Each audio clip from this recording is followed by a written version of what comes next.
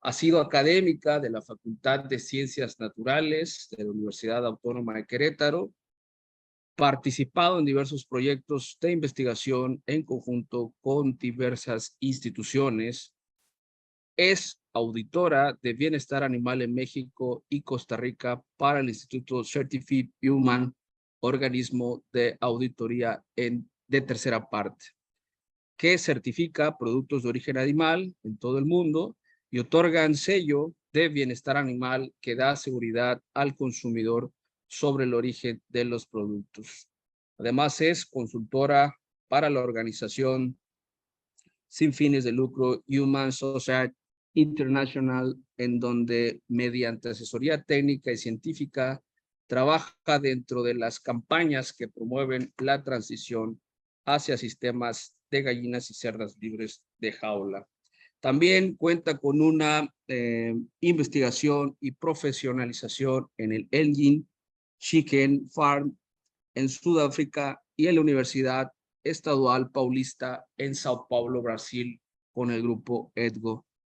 Pues bien, la doctora Marcela Valadez Noriega en esta ocasión nos va a discernir la ponencia titulada Estrategias para mitigar el efecto de la variación climática en sistemas de producción y rumiantes. Doctora Valadez, muchísimas gracias. Buen día, sea usted bienvenida. Por favor, puede usted comenzar a compartirnos su presentación. Muchas gracias, Francisco. Buenos días, muchas gracias al comité organizador también por la invitación. Estoy muy contenta de haber podido participar en esta edición.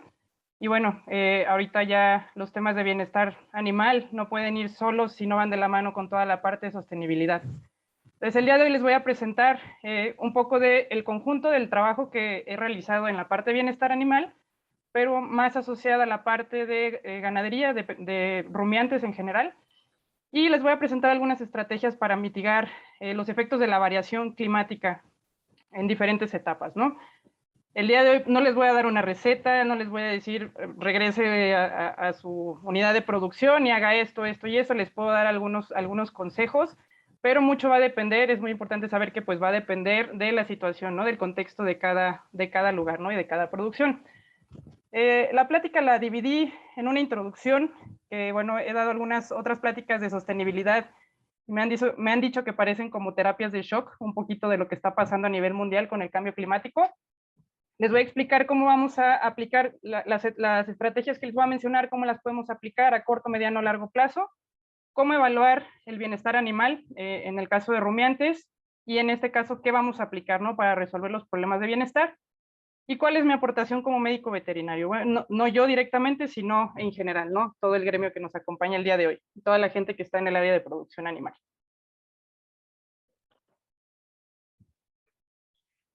Y bueno, yo empecé a trabajar, de hecho voy a tocar un poco más el tema de estrés calórico, aunque no solamente el estrés calórico es parte del cambio climático, pero yo empecé a trabajar con esta parte en la maestría y siempre desde estudiante a mí me llamaba la atención que los animales no tuvieran sombra, ¿no?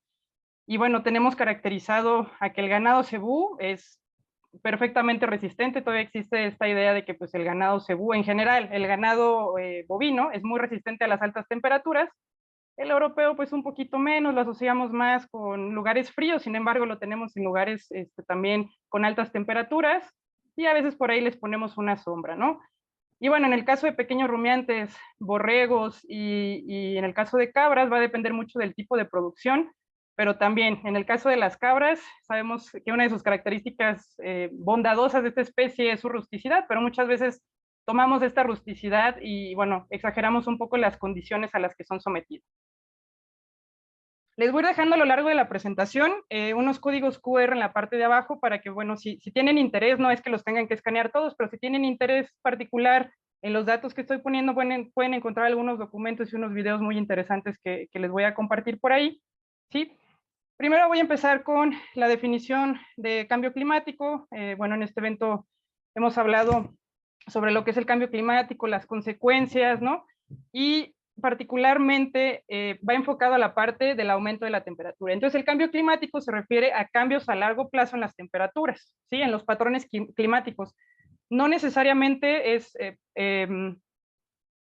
más bien, es un procedimiento que se da a lo largo de los años y que puede ser natural, ¿sí? Como por ejemplo las variaciones en los ciclos solares, y por otra parte puede ser provocada, y en los últimos años ha sido un aumento muy importante de la temperatura debido precisamente a la actividad humana. Entonces hemos visto que a pesar de que es un proceso que se da de manera natural, nosotros lo hemos acelerado. Y estamos hablando de que a finales del siglo XIX ya la temperatura había aumentado 1.1 grados centígrados, que quizá nosotros que ya tenemos herramientas para mitigar a corto plazo estos efectos del aire acondicionado o la calefacción, pues en realidad los efectos que está teniendo a nivel global son muy importantes, ¿sí? Para hablar de cambio climático, tenemos a lo que es el IPCC. Ellos hacen una investigación, es este link que les pongo aquí abajo, que es el panel intergubernamental de cambio climático, donde se están haciendo estudios y proyecciones de cómo va a ir el aumento de la temperatura y muchas otras cuestiones relacionadas, por ejemplo, la velocidad del viento y otros factores climáticos que van relacionados con este calentamiento global. Y bueno, cuando hablamos de cambio climático, automáticamente pensamos en calor, ¿no? Aumentan las temperaturas, pero realmente el cambio climático es quizá el principal efecto que vamos a tener en algunas zonas, pero realmente el cambio climático va más allá de eso, ¿no? Hablamos de cambio climático, se están derritiendo los polos, y bueno, no va más allá de que está aumentando la temperatura, pero si nos metemos a detalle, por ejemplo, en la plática anterior que hablábamos de cómo va siendo también en cada ecosistema, ¿no? Por ejemplo, en el caso de los escarabajos, etcétera, pues esta temperatura realmente tiene un efecto muy importante sobre todas las especies, y el cambio climático, el aumento de las temperaturas es solo el inicio de toda una cadena de sucesos que están ocurriendo, y lo hemos visto, ¿no? En este año, todos los sucesos que han ocurrido desde el año pasado, ¿no? El cambio climático incluye sequías, incluye lluvias, bueno, tormentas muy intensas, inundaciones, aumento de la temperatura del mar, ¿sí? Por el derretimiento de los polos. Y vienen cada vez más eventos, bueno, eventos que teníamos antes, de vez en cuando, ahora se están haciendo muy comunes, ¿no? Y bueno, todo esto afecta no solo a las personas o a los sistemas ganaderos, sino a toda la biodiversidad. Bien lo comentaba el doctor Galindo en su plática. Sí, y cuando ya habíamos tocado en este evento el término de One Welfare, sí, con la doctora Rebeca, que es un término que a mí me gusta mucho porque abarca realmente toda esta realidad. Es lo que les decía, ya no podemos hablar solo de bienestar animal sin hablar de bienestar humano, ni de bienestar humano sin hablar del ecosistema, ¿no? Ahora ya, o sea, siempre ha estado conectado, pero ahora estamos viendo mediante este tipo de sucesos cómo está afectando realmente, ¿no? Ya es tangible toda esta situación.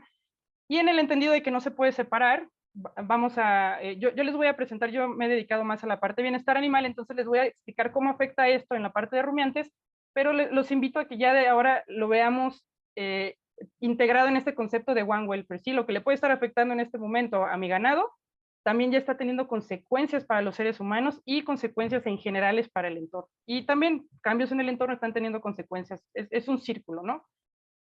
Entonces, yo me voy a enfocar más en la parte de bienestar animal, pero sin dejar de tocar, de considerar todos estos componentes, ¿sí? Que son afectados también. Voy a poner algunas fotografías. Estos son, por ejemplo, en Sonora, ¿sí? Abril de 2021, sequías, no es novedad. Tuvimos la sequía este año en Nuevo León también, ¿sí? Esto ocurría de vez en cuando en algunas partes, cada vez es más frecuente. Antes teníamos algunos bordos donde se conservaba un poco de agua, ya se están secando, sí, ya no tenemos estas posibilidades. Y sí, este es ganado en sistemas extensivos, pero también estamos viendo problemas en sistemas intensivos. Sí, otros ejemplos, esta fotografía me la envió una amiga de San Luis Potosí, que su mamá tiene ganado, igual es ganado en sistemas extensivos, un bordo que tenían de hace mucho tiempo comenzó a secarse, queda una especie de barro al fondo, los animales desesperados buscando agua, esta vaca que ya llevaba mucho tiempo en la familia se atoró ahí, no pudo salir y pues murió ahí buscando agua, ¿no? Entonces son escenarios que estamos viendo, no de ganado precisamente, pero no nos olvidemos de los incendios muy fuertes que hubo en Australia en el año, perdón, aquí puse 2022, fue en 2020, ya después se nos olvidó un poco todo con la pandemia, pero tuvimos estos incendios muy fuertes, ¿no? Donde estamos hablando de más de 8 millones de hectáreas afectadas, ¿no? Y la muerte de más de 500,000 animales, ¿no? Fauna silvestre, animales domésticos y además de todas las pérdidas humanas, ¿no? Y todos los daños y el tiempo que va a tardar en recuperarse este ecosistema. Campeche, ¿sí? Esta es una fotografía de 2019, Donde estamos teniendo aumentos, no es cosa de ahorita, desde hace tiempo poco a poco ha ido aumentando el nivel del mar, y tenemos, por ejemplo, aquí en la laguna de Términos, donde ya básicamente se está perdiendo este cuerpo de agua, ¿sí? Viene el mar y está acabando con muchos de los manglares de esa zona, ¿sí? También por temas de contaminación, ¿sí? Extracción, etcétera, pero bueno, está afectando también, por ejemplo, en el caso de especies nativas de ahí, se está acabando con la flora también, entonces estos son escenarios que vamos viendo y para los que a veces los queríamos tomar en consideración, pero ahora ya no tenemos mucha opción, ¿no? Ya están las imágenes aquí, está la investigación y tenemos que tomar acciones, ¿sí? Tenemos que buscar estrategias. Esta fotografía me la compartió la maestra Mariana, muchas gracias, le mando un saludo por ahí, gracias por la invitación. Y bueno, le dije justamente cuando estábamos poniendo de acuerdo para lo del evento, me comentaba que estaban teniendo unas lluvias muy fuertes allá en Pichucalco y que bueno, hubo inundaciones muy fuertes, la gente trabajando para salvar las cosas de las personas, a las personas, los animales, etcétera, ¿no? Un trabajo muy fuerte. Bueno, son eventos que cada vez están dando de manera más común. No son lejanos, no son en los polos. También tenemos ejemplos aquí, por ejemplo, la Antártida, nuestra fotografía, que no solamente es un pingüino sobre todavía un cuerpo hielo, sino que podemos ver claramente en la estructura del hielo cómo ya se ve que se está derritiendo, ¿no? Y este es uno de muchos glaciares que ya se están derritiendo en los polos. ¿Sí? Lo que haga yo aquí va a tener efectos en los polos, y lo que está pasando en los polos tiene efecto también con nosotros. Y bueno, hablábamos de Nuevo León, de pronto tenemos una sequía donde la gente se empieza a pelear por agua, y de pronto por ahí le piden a Tlaloc que empiece a llover y bueno, se viene una inundación impresionante, ¿no? Entonces, ¿qué está pasando y si estamos preparados para atender este tipo de desastres, ¿no? Y cómo vamos a atender a los animales en este sentido. Yo sé que la plática es de rumiantes, pero bueno, esta es una introducción que les quería dar. ¿Qué más está pasando? Pérdidas de las especies, todo va de la mano, todo va relacionado. Brasil, esta especie, este mono, por ejemplo, vive en el Amazonas y vive en una zona donde se está inundando y su especie solamente vive en esa zona, entonces con la inundación se podría perder por completo esta especie, ¿no? Está amenazada este tipo de mono. ¿Por qué todo esto? Son algunos ejemplos. A mí no me afecta lo que le pase al mono en el Amazonas, ¿no? A mí me interesa lo que yo tengo acá, ¿no? Pero pues bueno, todo va relacionado, es lo que les comentaba, ¿no? Y es muy importante. Y lo que sí es una realidad, y nosotros como médicos veterinarios, la gente que se dedica al área de producción, ya no nos debemos de ofender porque nos digan que el ganado está aportando al calentamiento global, ¿no? A veces todavía el ganado produce gases de efecto invernadero y todavía mucha gente que dice, no, no, no, el ganado no contamina, ¿cómo puedes decir que es parte del calentamiento global? Claro que es parte del calentamiento global, no es el único porque nos gusta señalar, ¿sí? Tenemos otras, el transporte, la electricidad, ¿sí? Que también los utilizamos, pero de eso no nos quejamos porque nos da cierto grado de confort, ¿no? Pero es una realidad, ¿no? Y aquí les dejo este documento muy interesante, ya lleva algunos años, pero es muy bonito porque explica paso por paso cómo está afectando la ganadería a todos los recursos, ¿no? Se llama la larga sombra del ganado, cómo la ganadería desde hace años está teniendo afectaciones. Y también lo mismo, ¿no? Viene de vuelta, todas estas afectaciones climáticas que son provocadas por varios factores, también están afectando a nuestra ganadería. Y bueno, después de ver esta introducción, vamos a entrar un poquito más al tema de rumiantes. Y bueno, las estrategias que les voy a comentar, no les voy a dar un estudio que se realizó a lo mejor en la parte de nutrición, que va muy específico para mitigar que los animales mediante una dieta tengan menor producción de calor, por ejemplo, ¿no? Les voy dando algunos puntos. Yo trabajo mucho en la parte de bienestar animal y siempre me apoyo de muchos expertos que trabajan en la parte de reproducción, en la parte de nutrición, y finalmente todo está correlacionado, pero quiero que vean cómo se va ligando todo y cómo finalmente nuestros sistemas se vuelven menos eficientes, no solo por el calentamiento global, sino por muchas prácticas que hemos venido haciendo, ¿no? Y que ahora se acentúan con el calentamiento global. Cuando hablamos de estrategias o de metas, tenemos las de a corto plazo, mediano plazo, largo plazo. Y bueno, hay diferentes, dependiendo del tipo de meta, si es financiera, etcétera, pues hay diferentes plazos. Cada quien se puede poner sus plazos. El hecho de ponerse plazos es algo que nos permita una mejor planeación.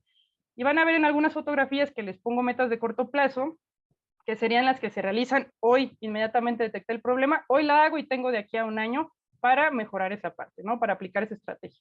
En amarillo, las estrategias de mediano plazo son de 1 a 5 años, y a largo plazo ya estamos hablando de estrategias de 5 a 10 años, que muchas veces les tenemos miedo a esas estrategias, pero la realidad es que si no las aplicamos hoy, no las vamos a tener en 5 o en 10 años, ¿no?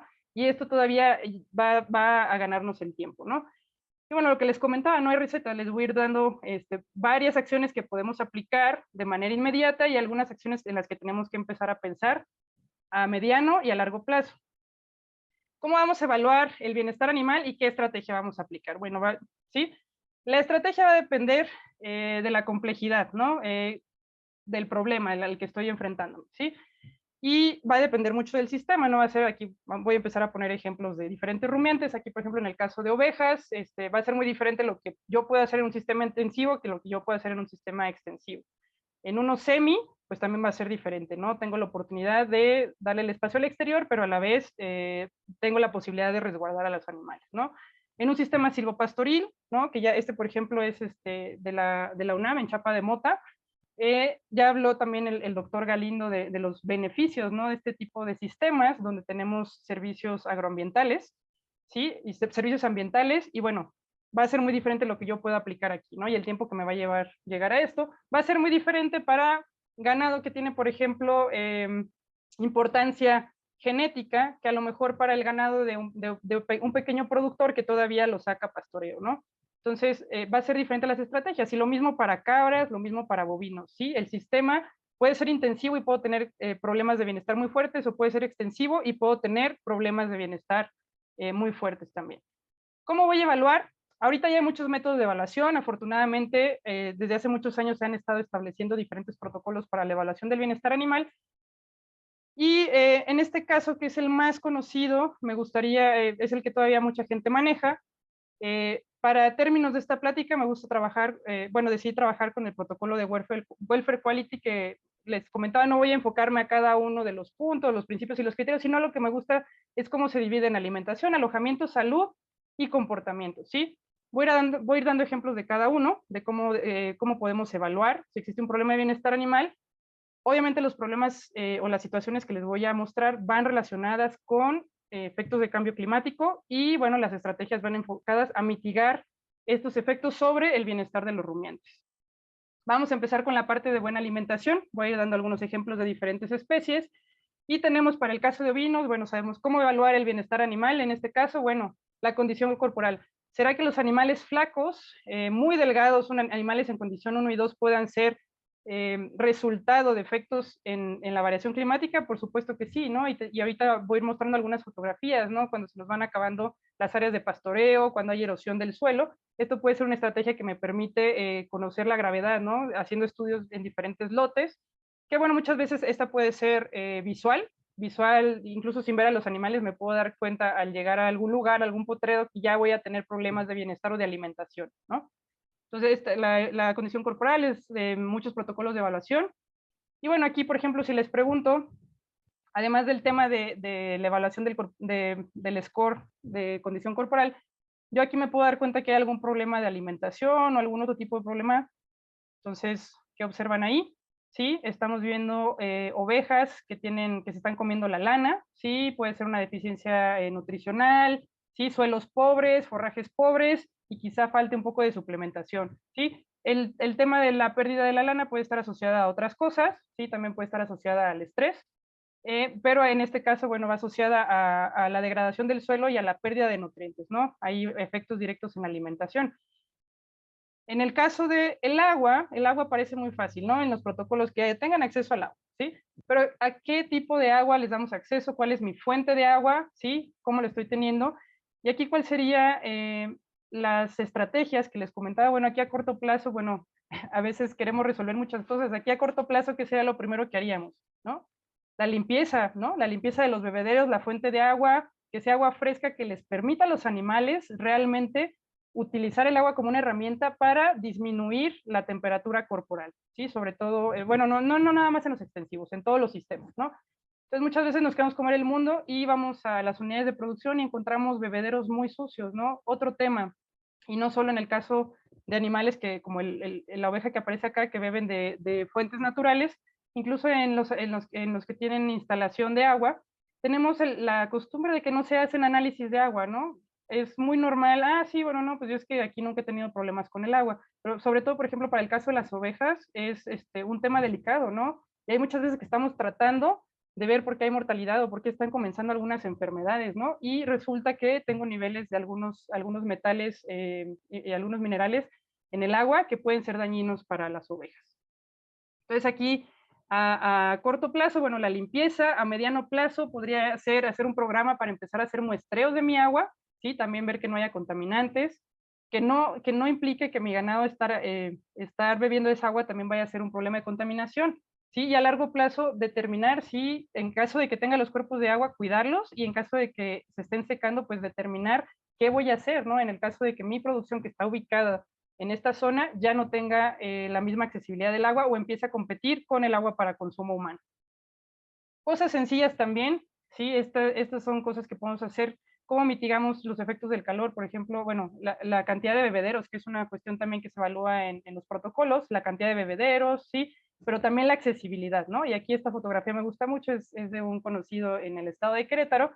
Y bueno, aquí tiene bueno, ahí no está el borreguito, pero tienen su escaloncito también para que los borregos se acerquen a beber, ¿no? Que muchas veces, y aquí tengo otro ejemplo, en el caso de bovinos, ahorita en Brasil hay una tendencia muy grande, se está poniendo de moda a tener sistemas de confinamiento con vacas, donde paren en el mismo confinamiento, ¿no?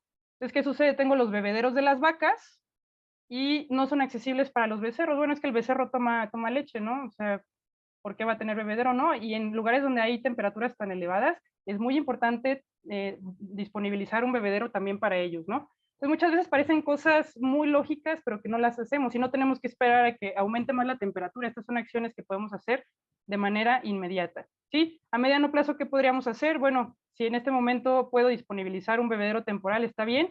Quizá a mediano plazo revisar la manera de hacer una instalación especial para los terneros, ¿sí? ¿Y qué sucede cuando los escenarios ya son más violentos, por así decirlo? Esta fotografía es de la Patagonia chilena y aquí estamos teniendo una escasez de agua muy, muy importante. ¿Sí? ¿Qué está sucediendo en esta parte donde hay ganadería, hay ovejas, hay llamas, hay alpacas, etcétera? En esta parte nos estamos quedando sin agua. ¿Qué hacemos? ¿No? ¿Cuál es la estrategia? ¿Qué les puedo decir yo? Bueno, realmente ahí ni aunque pusieras más bebederos no vas a tener cómo, ¿no? Y aquí es donde tenemos que pensar en estrategias a largo plazo. ¿Qué vamos a hacer? Vamos a tratar de hacer recolección de agua, vamos a disminuir la carga animal, vamos a tratar de movernos a otro lado, ¿qué es lo que vamos a hacer? ¿No? Pues estamos hablando que, bueno, para algunos es un corte de carne y para otros es la subsistencia, ¿no? En este tipo de ambientes tan hostiles. No todo es malo, hay gente que está trabajando en diferentes estrategias y, por ejemplo, aquí les dejo este caso muy interesante de Perú, que, bueno, se está haciendo en otras partes del mundo, pero, bueno, particularmente Perú. Ahorita un ingeniero ambiental diseñó estas mallas que se llaman mallas atrapaniebla, que permiten la captación de agua mediante la neblina, permiten la captación de agua y son gotitas de agua, ¿no? Son gotitas, pero en un lugar donde no hay nada de agua, bueno, esto es oro, ¿no? Y poco a poco, mediante la colocación, ahí pueden ver el video, mediante la colocación de más mallas, la gente está encontrando una manera de juntar un poco de agua para sus cultivos, para consumo humano, y en determinado momento puede ser una manera de mantener no grandes grupos de animales, pero un grupo de animales que permita la subsistencia en esa zona. Ahorita lo comentaba el doctor anterior, Luis, que mencionaba la reserva de la biosfera de los Tuxtla. Yo apenas hace poco la encontré ahí por el radar y se me hizo muy interesante que ahí se está trabajando en la implementación de sistemas silvopastoriles. Sí, aquí podemos ver que los sistemas silvopastoriles tienen muchos beneficios y muchas veces cuando les preguntas a los ganaderos, oye, ¿no has pensado, sobre todo al sur de México, ¿no has pensado implementar un sistema silvopastoril? No, es que el sistema silvopastoril lleva mucho tiempo, mucha inversión, por supuesto que sí, por supuesto que sí lo lleva, no digo que no, pero en algún momento, cuando no haya esta disponibilidad de forraje, ¿qué es lo que se va a hacer, no? ¿Qué estrategia tenemos para ese momento? Entonces aquí se empezó en 2010, ¿sí? A plantar, y bueno, aquí tenemos el avance en 2012, 2016, y aquí les muestro otra fotografía, ¿no? Los avances realmente que hay ahorita, la cantidad de ganado y todo, no tengo los datos, pues se pueden dar, son barreras que se están haciendo, son sistemas que se están haciendo para que nos permita la producción ganadera en esta parte, pero manteniendo todos los servicios ambientales, ¿no? Que ya les mencionó el doctor Galindo, ¿no? También como una manera de proteger la biodiversidad, ¿sí? Y de permitir a las personas seguir subsistiendo en esas áreas y la producción de alimentos.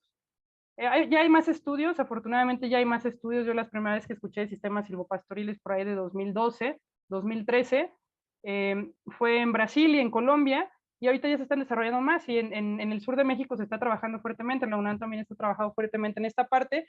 Y bueno, nada más a manera de ejemplo, para los que no estén muy familiarizados con los sistemas silvopastoriles, les pongo este trabajo de Ariel Tarazona de Colombia y su grupo de colaboradores.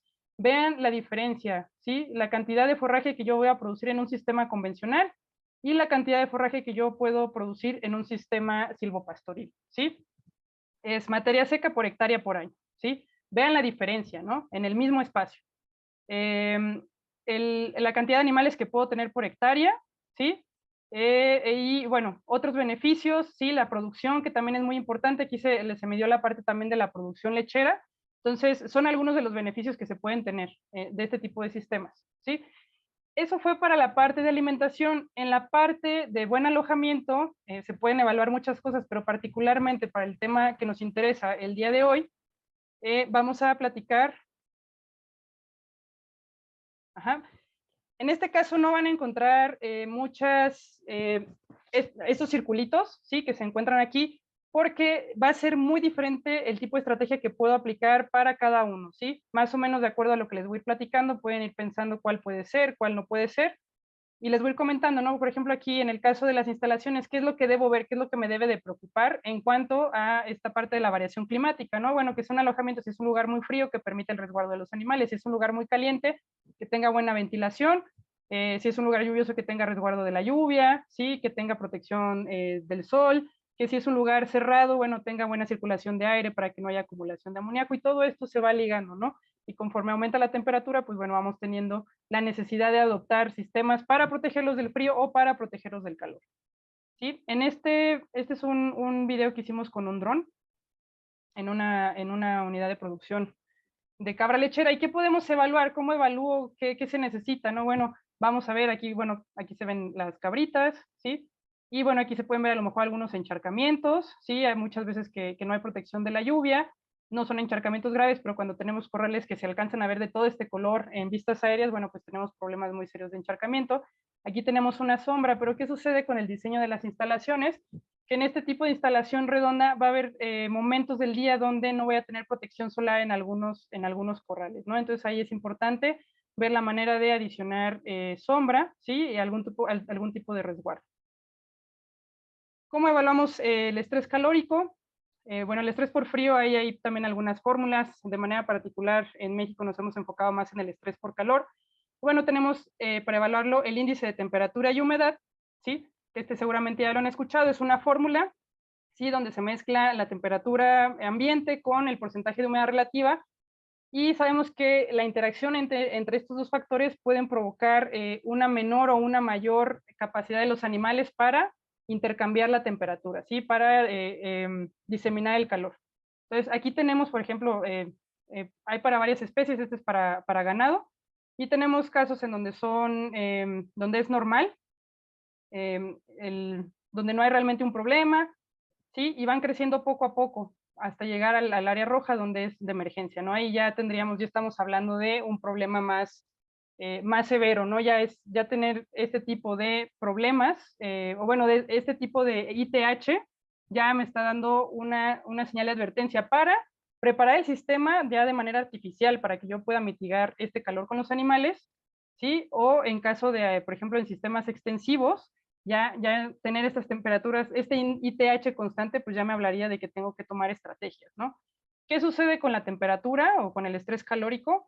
Bueno, vamos a tener de manera inmediata lo primero, y sobre todo en el trópico, que nos puede llegar en lo que se nos puede reflejar, es en la baja de la leche, ¿sí? La baja de la leche, no solamente la producción lechera en sí, sino también la baja de producción de leche, por ejemplo, para el ganado de doble propósito, ¿sí? Muchas veces, por ejemplo, en este caso que les comentaba de Brasil, en los confinamientos, se tienen expuestos a los animales a calor, ¿sí? A un calor constante, y aunque no ordeñamos esas vacas, pues no estamos viendo la leche que no están produciendo para los becerros, y entonces no vamos a tener un desarrollo adecuado de esos animales, ¿no? Y ahí se va perdiendo eficiencia. Tenemos estudios que claramente nos muestran que hay una menor conversión alimenticia, un menor aprovechamiento del alimento, ¿sí? una mayor emisión de gases, ¿no? Por el cambio de la flora del aparato digestivo de los rumiantes. Vamos a tener baja fertilidad. Hay muchos estudios también donde se muestra que conforme va aumentando la temperatura o el ITH tenemos índices de menor fertilidad, y los abortos también. Ya hablar en la parte de hablar de mortalidad ya es ya es algo grave, ¿sí? Ya no podemos esperar a que mueran los animales para decir tenemos un problema de estrés calórico o está pasando algo aquí con el ambiente. Ya al hablar de mortalidad ya es muy grave. Y por ejemplo, recientemente en una auditoría que hicimos en Brasil, teníamos estas gráficas que hacía la empresa donde pensaban que el problema de la mortalidad de los becerros era relacionado con coccidia, ¿no? Es la coccidia, pero no, bueno, ya revisamos, ya hicimos, y claramente se veía cómo la mortalidad de los becerros aumentaba justo en los picos del ITH, ¿no? Y baja fertilidad, etcétera. Entonces, esto es algo que es ya se ha medido, ya hay estudios, son estrategias que debemos tomar de manera inmediata o al planear algún sistema productivo. ¿Cómo funciona el intercambio de temperatura en los animales, bueno, en los rumiantes o en los animales humanos? Tenemos el estrés térmico, ¿por qué se puede dar? Y es cuando no hay la capacidad de hacer este intercambio de calor, ¿sí? De este intercambio de temperatura. Podemos ganar o perder temperatura mediante la radiación, ¿sí? Directa, puede ser directa del sol o puede ser, por ejemplo, la que se refleja del suelo. Por conducción, es decir, el contacto que tenga yo con el piso o con una pared, eso puede hacerme ganar o perder temperatura. La convección, que tiene que ver con la pérdida o ganancia de temperatura por las corrientes de aire, y la evaporación, que sabemos que es un método de varias especies, ¿no? Por ejemplo, el jadeo, que nos permite disipar la temperatura, ¿sí? En el caso de rumiantes, tener jadeo ya es un tema de un estrés calórico severo. ¿Sí? Les platico esto porque de esta manera es como funciona el estrés calórico. Yo, al tener el aumento de la temperatura poco a poco en lugares donde la temperatura ya es de 40 grados y la temperatura del ambiente ya es superior a la temperatura corporal de los animales, esto va a ser en contra del animal, porque además de que tiene que disipar su temperatura normal, por ejemplo, cuando come, ya la temperatura del ambiente no le permite perder ese calor porque está ganando calor directamente del ambiente. Entonces aquí ya tenemos que tener diferentes medidas para mitigar estos efectos. Y no va a ser lo mismo porque también muchas veces en la parte de las crías, sean ovinos, caprinos o bovinos, muchas veces se descuida la parte de las crías, ¿no? Tenemos, sí, bueno, vamos a pensar después si le ponemos una sombra por ahí al ganado, pero tenemos, por ejemplo, casos donde sea frío o sea calor, sabemos que las crías no son capaces de regular la temperatura, ¿sí? Entonces, los primeros días, las primeras semanas, ¿y qué sucede? Aquí es una gráfica, un ejemplo muy chiquito, ¿no? De cómo tarda más en pararse el becerro, ¿sí? Dependiendo de la temperatura del área. Entonces, aquí estamos hablando de que en el caso de temperaturas muy bajas, el becerro tarda mucho más tiempo en pararse. Y eso en términos de sistemas extensivos me puede representar un problema, por ejemplo, de predación, ¿no?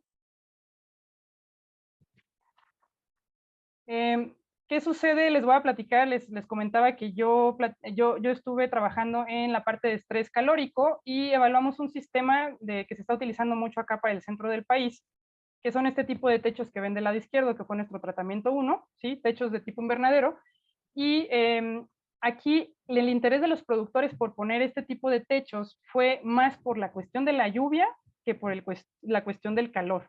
¿Sí? Pero resultó ser muy bueno para ambos, ¿sí? Tratando de mitigar los efectos de la lluvia por los encharcamientos que se hacen en los corrales en época de lluvia, lograron también mitigar los efectos del estrés calórico en el ganado. Y ahorita ya se han hecho muchos cambios, hay lugares donde se ponen a cierta altura, en otros se ponen salidas de aire caliente, en otros este tipo de sistema que ven aquí no sirve para la recolección de agua, aunque poca gente la recolecta. Y bueno, ya cada quien ha hecho sus modificaciones dependiendo de la zona del país en el que se encuentran. Hay unos productores que cambiaron el plástico transparente por plástico negro, ¿no? Entonces, cada quien tiene prácticas diferentes, va haciendo sus pruebas, ¿sí? Prueba y error, y ha ido mejorando ese tipo de sistema. Pero lo que sí es claro es que mejoró bastante los índices productivos y el bienestar en este tipo de sistemas. Tuvimos estos dos tratamientos con techo de invernadero, sin techo de invernadero, que sigue siendo muy común en los corrales de engorda, particularmente en Querétaro, que es una zona semiárida. Tenemos que en un solo día, a pesar de que la literatura, por ejemplo, para bovinos nos dice, bueno, es que la variación climática para que haya un buen confort no debe ser mayor a 15 grados en el día, ¿no? Y aquí estábamos amaneciendo a -2 grados y el mismo día en la tarde tenías más de 35 grados de temperatura.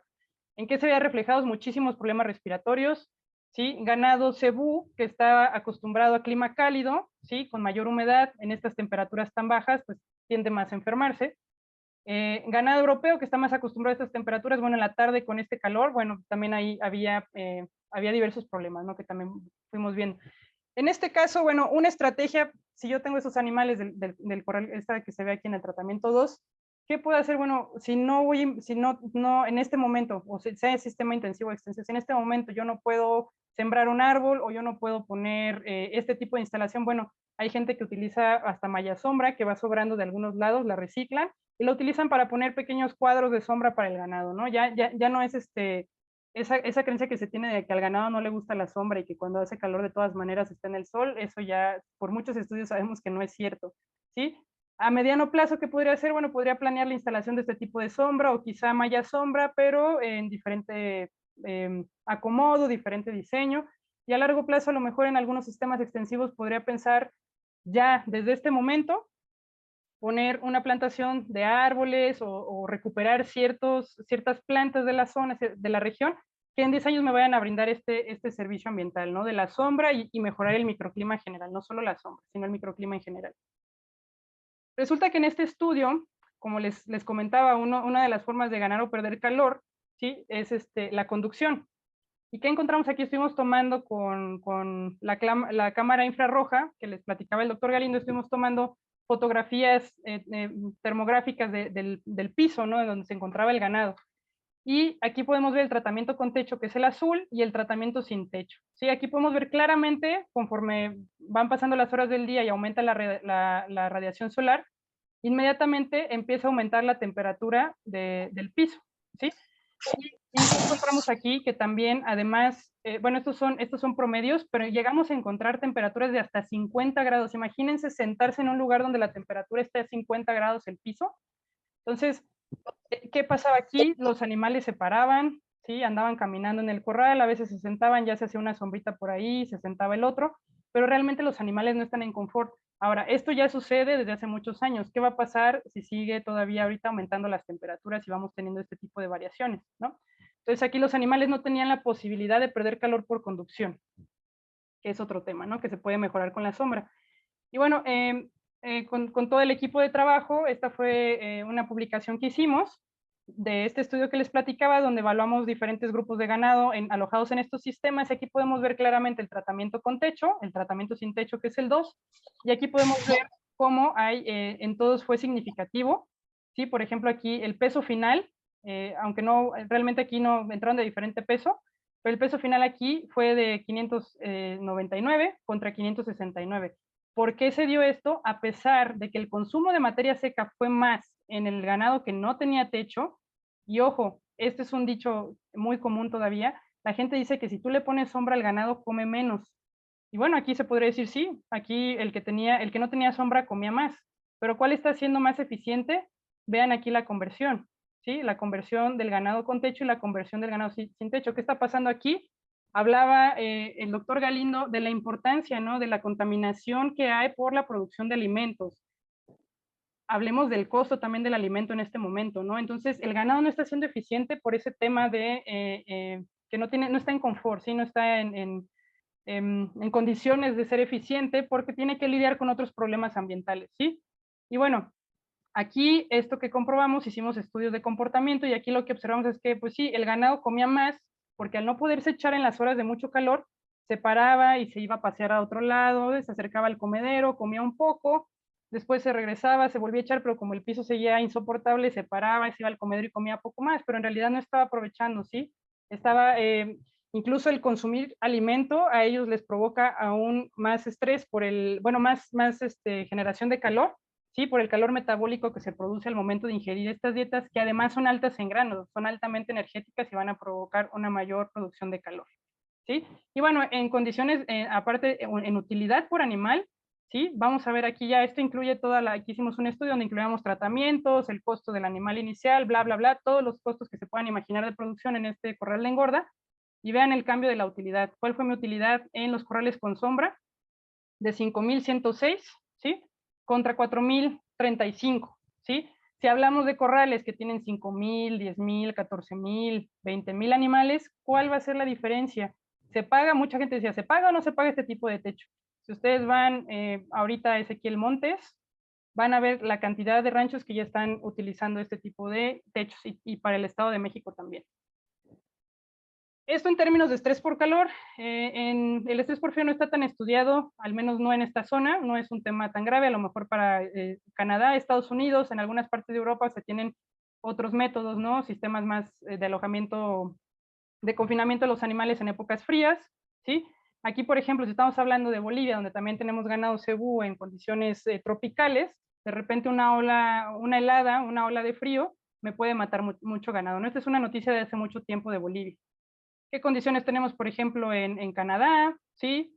El ganado, sí, este ganado el europeo es resistente al frío, pero bueno, también aquí la importancia de utilizar diferentes barreras que los permitan aislar un poquito más y la importancia de utilizar el material de cama, ¿no? En el caso de Canadá, esta fotografía me la envió un antiguo compañero de generación que está trabajando en Canadá. Entonces, sí, el animal aguanta, está adaptado a ese tipo de sistemas, pero si no le proporcionas más herramientas para lidiar con este tipo de inclemencias del tiempo, va a ser menos eficiente, porque entonces el alimento que va a consumir lo va a utilizar para generar calor, ¿sí? Para mantenerse en un estado de confort. Estados Unidos, el mismo caso, tenemos razas especializadas. La importancia de utilizar las razas que ya tenemos especializadas para ciertos climas, ¿no? A veces agarramos animales genética de aquí de Estados Unidos, sí, a lo mejor de este tipo de ganado, de este rancho, lo que sea, la traigo al centro, la traigo al sur del país, y bueno, estos son casos muy conocidos, ya ha pasado mucho, ¿no? Que se mete ganado europeo en zonas muy cálidas y que no aguanta ni el calor ni el tema de las garrapatas, ¿no?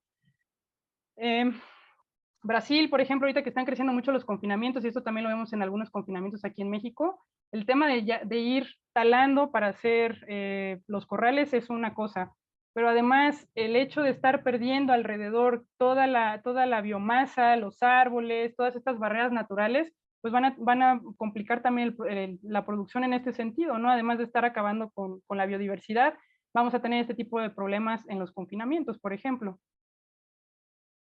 En el tema de las inundaciones o el aumento del nivel del mar, este mapita de aquí, de México, este es de 2013, probablemente ya si hay algún mapa actualizado sobre en dónde van, aquí era donde iban a ir aumentando los niveles del mar en la República, y bueno, vemos que gran parte donde está aumentando los niveles del mar, pues es en la parte del sur, ¿sí? En la parte tropical, donde está la producción de este tipo de ganado, y en ese sentido, bueno, ¿qué podemos hacer? Bueno, no soy especialista en esa parte, pero aquí les dejo material. Ahorita con una de las organizaciones que también estoy trabajando, tenemos un grupo que se dedica a la atención de animales en desastres. Y bueno, ese es un manual que recomiendan para el caso de estos, qué se hace, ¿no? En el caso de emergencias ganaderas, porque a lo mejor en un sismo sabemos cómo actuar nosotros o llevarnos a nuestro animal de compañía, pero ¿qué sucede cuando tenemos animales, ¿no? Y tenemos un grupo de animales un poco más grande. Entonces ahí les dejo el código para que puedan consultar este manual. Y este video se los recomiendo, es una plática también de esta organización con la que estoy trabajando, donde este mismo grupo de atención a rescates habla de cómo actuar para los animales de granja en caso de estos desastres, ¿no? Ahí vienen algunas situaciones de terremotos, vienen ejemplos de Haití, vienen ejemplos de las inundaciones, y no solo, si lo quieren ver, no es solamente desde un tema de bienestar animal, ¿no? Aquí ellos hablan de estudios donde ante este tipo de situaciones, al evacuar las personas posterior a todo el evento sufren este tipo de depresión, de sentimiento de culpa, de dejar a los animales y muchas veces vuelven a tratar de salvar a sus animales, lo cual puede ser también peligroso para ellos, pero es un tema muy interesante, muy amplio, que bueno, ahí los expertos les pueden dar un poco más de información. A mí me gustaría, ahora que han ocurrido estas inundaciones en Chiapas, que pudiéramos hacer un vínculo por ahí para trabajar también en el tema de atención en este tipo de desastres con los animales. En buena salud, voy a dar unos ejemplos un poquito, ya me voy un poquito más rápido. Si se dieron cuenta, profundicé un poco más en el tema de alimentación. ¿Por qué? Porque es lo que estamos viendo a corto plazo en donde estamos teniendo problemas, ¿no? El suelo ya está erosionado, ya no está siendo productivo. ¿Qué voy a hacer para alimentar a los animales, a las personas, etcétera, ¿no? Entonces vamos a ver a corto, mediano plazo efectos muy importantes en la alimentación de los animales, ¿no? Y vamos a empezar competencia también por agua, competencia por alimento, que ya mucha gente ya la platica. además de todos los efectos de las emisiones, ¿no? Que es un tema muy interesante, pero bueno, muy amplio. Y en el caso de las instalaciones o del alojamiento, es muy importante por uno de los principales problemas con el cambio climático, bueno, es este aumento de la temperatura, ¿no? Entonces, por eso me enfoqué un poquito más en esos dos. Aquí solo voy a dar algunos ejemplos. La importancia de la raza, y se los mencionaba ahorita con los bovinos, ¿sí? Esta es una producción semi-intensiva, igual en entre Querétaro e Hidalgo. Es un proyecto muy interesante donde se tienen cabras lecheras y se tienen ovejas. Se tienen algunas ovejas de raza charol, ¿sí? Entonces aquí en esta parte, estos animales se sacan a pastoreo. Entonces la raza charol, además de donde se agarró la genética, no venía preparada para este tipo de sistema. Entonces tenemos toda esa serie de heridas y problemas porque no es un animal que esté adaptado a esta parte, al menos esta genética en particular. ¿Y qué otra cosa empezamos a ver? Empezamos a ver lesiones por la radiación solar, ¿sí? En la cara de las ovejas, formación de tumores alrededor de los ojos y en toda la parte de la cabeza, que van directamente relacionadas con la radiación solar. Si son animales de piel más clara y aparte del aumento de la radiación solar, pues están teniendo este tipo de consecuencias. Entonces, la importancia de la raza, ¿no? Y si vamos a tener esta raza y la queremos introducir, bueno, es importante darle las herramientas, al menos lo básico para que pueda estar en estado de confort. Y poco a poco ir adaptando la raza. Si forzosamente quiero tener esa raza, poco a poco la vamos adaptando, pero mientras le tengo que dar las herramientas, ¿no?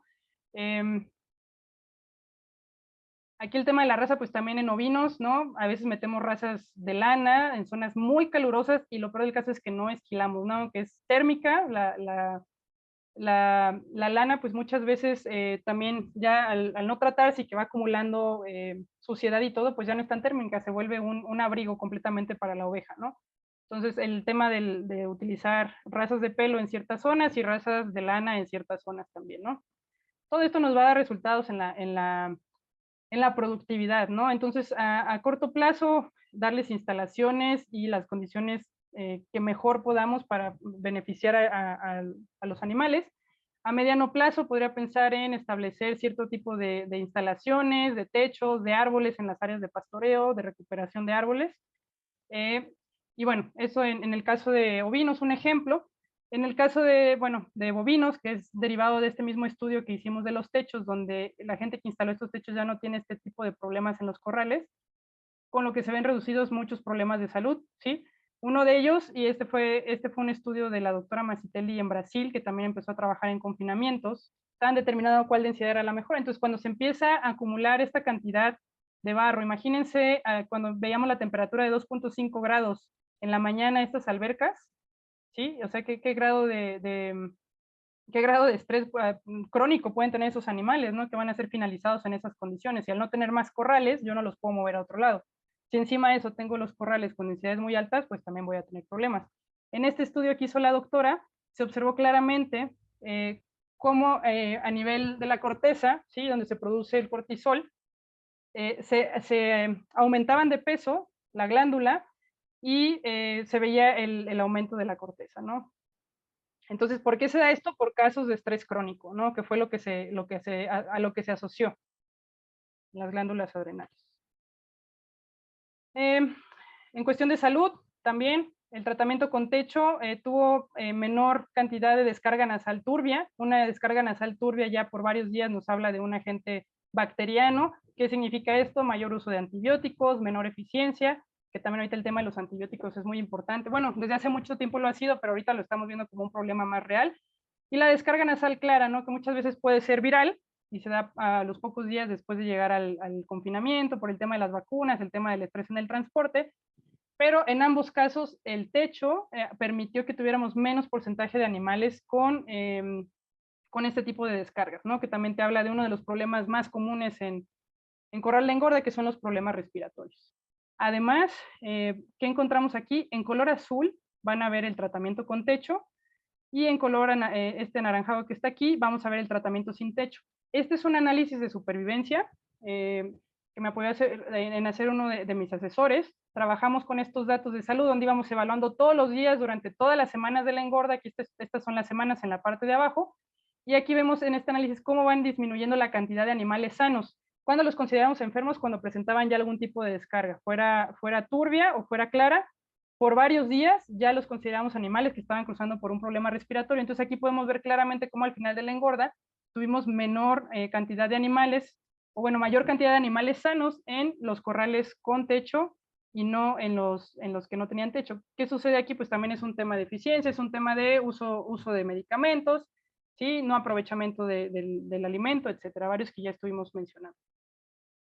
¿Qué podemos evaluar en la cuestión del comportamiento? Y bueno, aquí el doctor Galindo mencionó un ejemplo muy interesante de cómo cambian los horarios de alimentación. Sí, si yo tengo animales en estos sistemas donde solo tengo pastizales, no tengo nada de cobertura de los árboles, y es la única hora a la que a mí me sacan a comer, pues voy a tratar de comer, incluso aunque esté el sol a todo lo que da, pues voy a buscar el alimento. Cuando es posible, ¿qué encontramos? Encontramos cambios en los horarios de alimentación de los animales, y vemos en muchas especies animales que comen muy temprano, se resguardan lo más que puedan todo el día, y durante la tarde, noche, que la temperatura ya ha disminuido, salen a comer, ¿no? Entonces vemos cambios en los horarios de alimentación, esto en sistemas extensivos, y en sistemas intensivos, también en el caso del estudio que hicimos, bueno, aquí no voy a entrar mucho en detalles, pero era lo que les comentaba, ¿no? El corral con techo, el corral sin techo, ¿y qué fue lo que encontramos? Encontramos aquí cambios en el comportamiento de los animales que ya les mencionaba, ¿no? Pasaban más tiempo parados y menor tiempo rumiando, por ejemplo, ¿no? Entonces, también esa es sin importar si es extensivo o intensivo, aquí vamos a ver cambios en los patrones de comportamiento de los animales, ¿sí? Que nos va a permitir saber que están ellos actuando ante un efecto. Ya lo mencionábamos, la parte de los techos, aquí por la temperatura del piso, puse nuevamente esta diapositiva porque de acuerdo a la temperatura del piso vimos que los animales pasaban más tiempo parados, menor tiempo echados, y por lo tanto había menos rumia en los animales que no tenían techo. Para ir cerrando la conversación, son muchos temas y bueno, afectan de diferentes maneras. Espero que ahorita con algunos de los ejemplos que les di podamos tener acciones a corto plazo, médicos veterinarios que están en las unidades de producción, que podamos hacer acciones a corto plazo, a mediano plazo también empezar a hacer planes con los productores y con toda esta parte de sostenibilidad, involucrarnos más nosotros que estamos en la producción, ingenieros agrónomos, etcétera, que ya no sea la parte de estos sistemas como algo que vemos a futuro, no algo que viene, ¿no? Sino que esto es algo que ya tenemos que hacer el día de hoy. Y a largo plazo, pues empezar a pensar en este tipo de sistemas, ¿no? De sistemas alternativos, manejo de rotación de pastoreo, ¿sí? Disminución incluso de la carga animal en algunas zonas donde por más que insistamos en meter cierta cantidad de animales en esa zona, va a llegar un momento donde ya no la vamos a poder contener ahí, ¿no? A lo mejor se va a acabar el agua, a lo mejor se va a derrumbar esa zona, lo que sea, y por más que insistamos en meter producción en esa parte, pues ya no va a ser posible llevarla a cabo. Sucede también mucho acá, ahorita en Querétaro, en Ezequiel Montes, que ya hay ranchos que tienen hasta 3 pozos, ¿no? Porque la cantidad de agua que jalan para el ganado es muchísima, entonces todavía no lo hemos visto tan reflejado en las poblaciones cercanas, pero ya en algún momento vamos a empezar a tener problemas de agua por la cantidad de agua que se llevan esas unidades de producción. ¿Y qué sucede? Que 1, 2, 3 pozos, y por más que sigan buscando más, pues va a llegar un momento donde ya no va a haber agua, ¿no? Entonces todo este tipo de unidades de producción podrían llegar a desaparecer o entrar en una crisis muy importante. Como médicos veterinarios, les recomiendo no intentemos comernos al mundo y tratar de resolver todo ya el día de hoy, cambiar, y lo vemos como difícil y a veces hasta un poco decepcionante los panoramas que llegamos a encontrar. Entonces quizá no tenemos este panorama, por ejemplo, como en la India, ¿no? ¿Qué tiene que ver con el cambio climático? Bueno, pues tiene que ver con la contaminación, con la emisión de gases. Vamos a empezar por detalles muy pequeños, ¿no? Nosotros mismos o con la gente que trabajemos enseñemos a evitar la parte de la contaminación, ¿sí? El desecho de plásticos, ¿sí? Mantener nuestras áreas limpias, que a lo mejor es una cosa que dice, bueno, esto no va a aportar directamente en este momento al cambio climático. Bueno, a la larga, esta cultura, esta preocupación por el ambiente, el hecho de decir, no, bueno, yo no puedo tirar basura aquí, ya viene con un pensamiento de todo lo que está pasando a nivel mundial, ¿no? Igual estas fotos son de un dron, de unas unidades de producción. También va a llegar un momento donde les comentaba, ¿no? Ya no vamos a tener agua para mantener, y entonces, ¿qué sucede? Bueno, me cambio, ¿no? Me voy a otro lado. Vemos aquí también un problema, que todos esos corrales que se ven húmedos, aparte de temporada de lluvias, que puede ser un problema, son una fuente de emisión de gases de efecto invernadero, ¿no? De óxido nitroso, que es uno de los que tienen mayor potencial de calentamiento, y que es muy común ver esta acumulación de heces y orina que finalmente está emitiendo gases al ambiente. Ya el eructo del rumiante ya no es un problema, ¿no? Comparado con este tipo de contaminación. No nos acostumbremos a esto, ¿no? Les pido, médicos, no nos acostumbremos a que cuando lleguemos a trabajar en una unidad de producción se nos haga normal ver animales sin sombra, sin ningún tipo de refugio, que nos acostumbremos a ver el desperdicio, que se viertan aguas, tanto de ganadería lechera, que no se aprovechen, ¿no? Porque aparte todo este desecho que sale de ahí está lleno de nutrientes que van a ser contaminantes si no se les da un uso adecuado, ¿no? Por ejemplo, compostear, ¿no? Que se utilicen para la misma siembra en estos lugares, ¿no? Entonces todo esto va a tener una repercusión. También la parte para los rumiantes lecheros, también la parte del agua, ¿no? Ya tenemos herramientas que nos permiten una mejor limpieza sin la necesidad de gastar tanta agua, eso también es muy importante. Rastros también, ¿no? La cantidad de agua que se utiliza, ¿no? Tratar de buscar herramientas más eficientes que nos permitan utilizar menos agua, menos contaminación y por favor, si vamos a estar realizando para el consumo de carne y los rastros, por favor, que no se nos haga normal que en este rastro donde nosotros trabajamos o donde trabaja mi conocido o que lo van a abrir en cierta zona, que no se nos haga normal que todos los desperdicios del rastro se vayan a las fuentes naturales de agua. Contaminar agua ahorita es realmente una cosa que a mí me parece, o sea, no consigo entender, ¿no? Con las sequías que hemos tenido y todo lo que hemos estado viendo, no concibo que se sigan contaminando los cuerpos de agua, ¿no? Casos de éxito, ahorita vi hace poco una noticia en Chile, en Santiago, un lago que estaba contaminado de hace mucho tiempo, entró en un proceso de evitar que se vertieran los desechos ahí, y después de 10 años finalmente están viendo resultados, ¿no? 10 años para la recuperación de las especies y de la calidad del agua, ¿no? De ese río. ¿Qué otra cosa es muy importante para todos los académicos que están viendo mi plática el día de hoy, igual estudiantes? Es muy importante trabajar con los alumnos, ¿sí?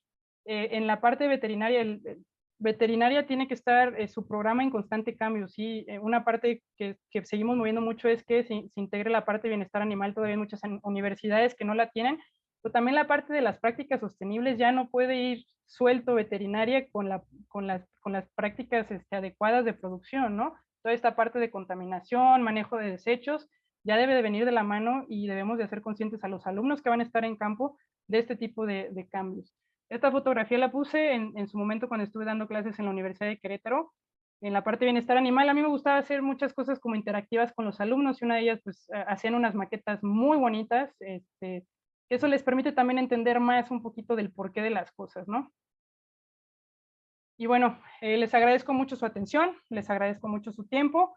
Ojalá que en esta plática, a lo mejor espero que no haya sido muy enredada, traté de acomodarle de tal manera de que pudiera tocar varios puntos sin dejar de lado la parte de bienestar animal, pero pues para cualquier duda, este es mi correo electrónico, esta es la página de SCAL, que también es, es una empresa donde estamos trabajando ahorita en consultoría, entonces también se las dejo ahí si quieren visitarla. Y bueno, también por parte de la Asociación Mexicana de Veterinarios Especialistas en Inocuidad y Calidad, que también estamos trabajando con ellos, bueno, también estamos considerando mucho los temas de bienestar y de sostenibilidad. Muchísimas gracias por su atención. Muchísimas gracias, doctora Marcela. Excelente presentación. Creemos y estamos convencidos y coincidimos con lo que usted menciona, que la participación del médico veterinario tendrá que ser trascendental en los próximos años si queremos contrarrestar los efectos del cambio climático. Muchísimas gracias, doctora.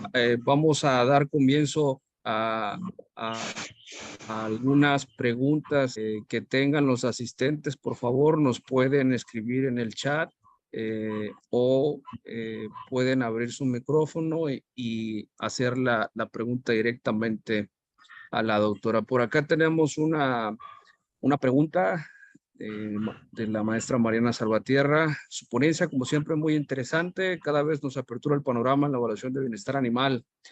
Me gustaría, si me puede compartir su experiencia sobre el uso de las cámaras termográficas en animales en corrales.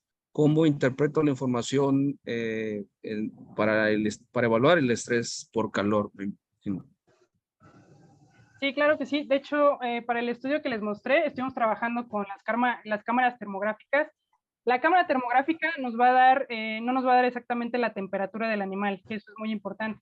Sin embargo, maneja un rango de temperatura que visualmente podemos observar. Es muy bonita, perdón que no puse una en la presentación, pero es muy bonita porque aparece en una sola imagen desde donde encontramos la temperatura más baja, la temperatura más alta, y de ahí nos permite formar, claro, después de tener varias fotografías, podemos hacer conjuntar los datos, que fue lo que hicimos nosotros, y ahí podríamos visualmente observar, o sea, visualmente se observa muy bien el cambio de la temperatura, pero también al tener ya los datos de varias tomas de temperatura, podemos observar a partir de dónde puede ser dónde puede haber un cambio hacia muy caliente o muy frío, ¿no? Que ya pudiera determinar esta parte. Entonces, ¿qué le recomendaría, maestra? Un saludo por ahí. Si gusta podemos platicar al respecto para platicarle cómo hicimos esta parte, pero bueno, vamos viendo ahí, ya después de tener un pool de datos, podemos ver qué temperaturas ya podrían ser no adecuadas. Y lo que les recomendaría, en muchos estudios se utiliza para ver la temperatura corporal, pero le recomendaría que si en su estudio lo permite, nosotros lo que hicimos también fue tomar la temperatura del ojo, que en muchos estudios está ahí muy claro que la temperatura del ojo nos permite saber una temperatura más cercana a la temperatura real del animal. Sí, ahí dependería qué es lo que quieran evaluar. Muchísimas gracias, doctora. Cualquier duda o pregunta respecto a la respuesta, ahí están los correos de la doctora, se pueden contactar con ella directamente si quieren más información. Si alguien más de los asistentes tiene preguntas para la doctora Marcela.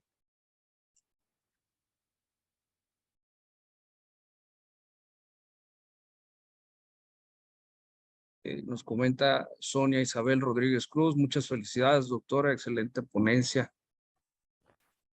Muchas gracias. Muchas gracias, Francisco, también por la invitación. Y pues sí, claro que sí, cualquier duda que tengan o se quieran acercar para platicar un poco más del tema, con mucho gusto. Tenemos diferentes datos de otros estudios, etcétera. Entonces, con mucho gusto los podemos intercambiar.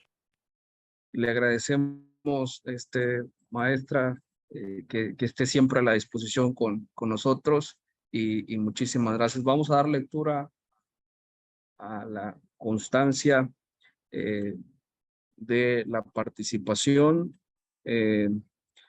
La Universidad Autónoma de Chiapas, Escuela de Estudios Agropecuarios Mezcalapa y Facultad de Ciencias Agronómicas otorga la presente constancia a la doctora Marcela Valadez Noriega por la conferencia magistral titulada Estrategias para mitigar el efecto de la variación climática en sistemas de producción de rumiantes, impartida en el cuarto Congreso Internacional de Ciencias Agronómicas y Veterinarias, la salud de los sistemas de producción ante los efectos del cambio climático, que se llevó a cabo del 8 al 10 de noviembre del 2022.